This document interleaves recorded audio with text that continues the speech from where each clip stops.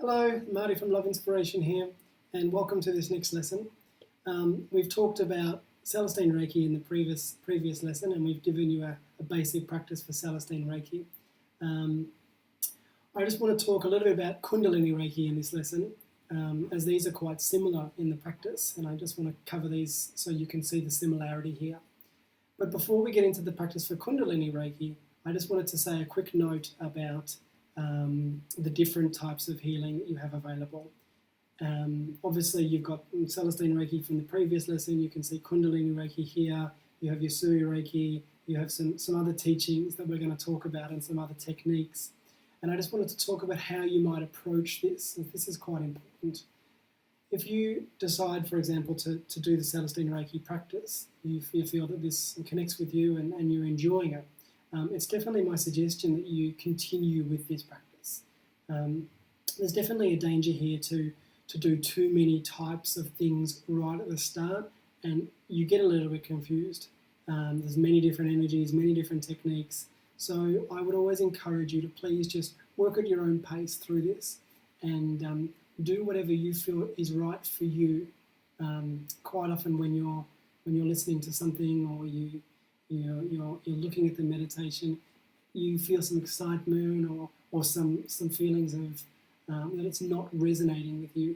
So please listen to your intuition, and please listen to your small inner voice, and please just trust this.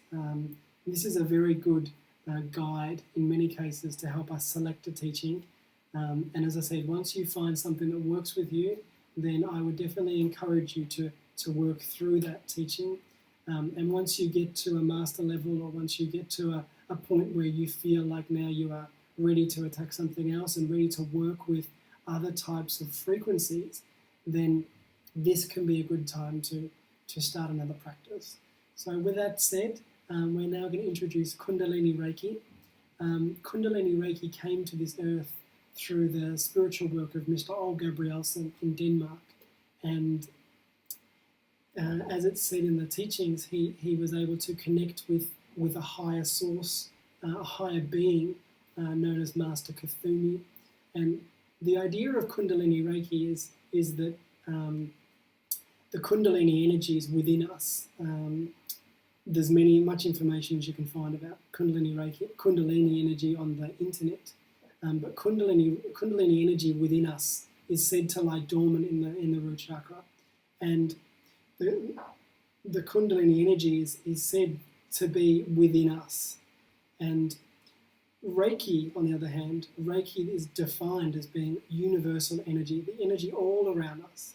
So Kundalini Reiki is said to be a fusion between the inner evolutionary force of Kundalini and the overall Reiki energy, which is the universal energy. So that's where the name Kundalini Reiki comes from. And it's a wonderful name. It's a wonderful practice. It's very purifying. The energies here are very wonderful to work with and extremely simple. We saw from our Celestine Reiki practice that the level 1 practice was done within 8 to 12 minutes. I think level 2 is like 15 minutes. Level 3 is like 20 minutes, and like this. In the Kundalini Reiki teachings, it's a very similar format, except that in level 1 we do a slightly different technique. But most of the Kundalini Reiki energies can be worked with within 5 minutes, 5 to 10 minutes when you factor in some preparation. So again, a very simple practice that can be done in a very short time. And I think in this busy world that we live at the moment, where everyone seems to be time poor, these types of teachings are very beneficial. Within Kundalini Reiki, there are level 1, level 2, and level 3, with level 3 becoming a master level that you can then teach. So within the level 1 practice, we learn about a number of different healing techniques, but we're going to discuss the self-healing techniques here. To practice Kundalini Reiki, you'll need to receive the attunement. At this stage, we are giving attunements to people, so if you wish to contact us about this, then that's fine also. So the practice itself, as I said, very, very simple. We're doing a simple preparation, or if you don't wish to do a preparation, that's also fine. So sitting down, maybe lying down if you wish to also. We're using our intention to call on the energies, to activate the Kundalini energies. In the level 1 practices, we're told or we're taught how to do long distance healing, or let's say self-healing through the long distance technique. I don't want to get too much into distance healing in this series because it can be something that's a little bit confusing for people straight off the bat. So I want to just talk about this from a meditative perspective.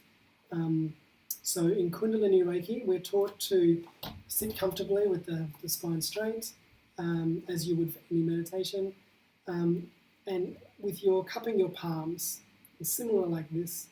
And if you're lying down, you can just put them in your lap or in however you feel comfortable. But if you're sitting down, maybe you would sit and meditate something like this. And if you can see this, my palms are touching. My palms are being cupped. And in the palms, your palm chakra is approximately around about here. Okay, so when you cup your palms, really what we're going to do is we're going to imagine that in the space between our palms is a small version of ourselves, like a little doll or a little body, if you like. And we can meditate like this.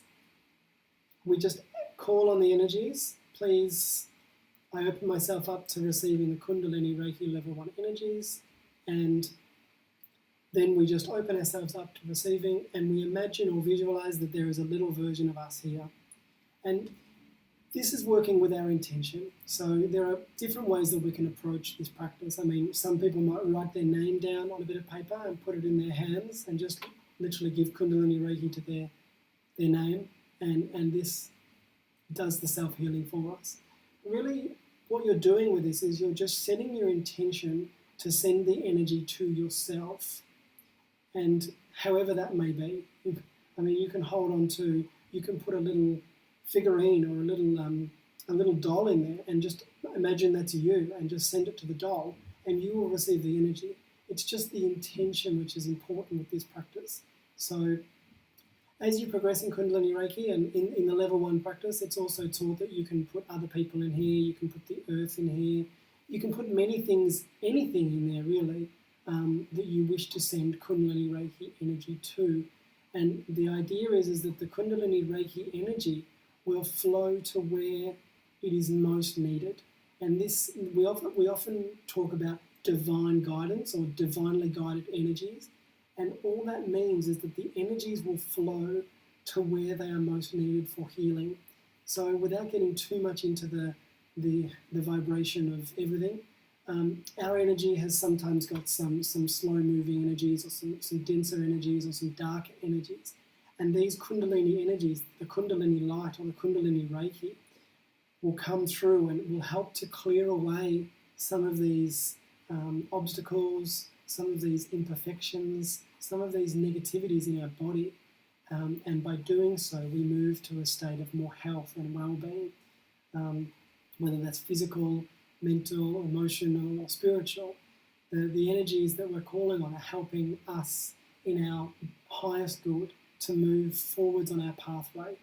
And we can use our intention in many ways to help this process of healing, to help make more specific, but in many cases we can just open up to this divine guidance and receive energies where they are most needed.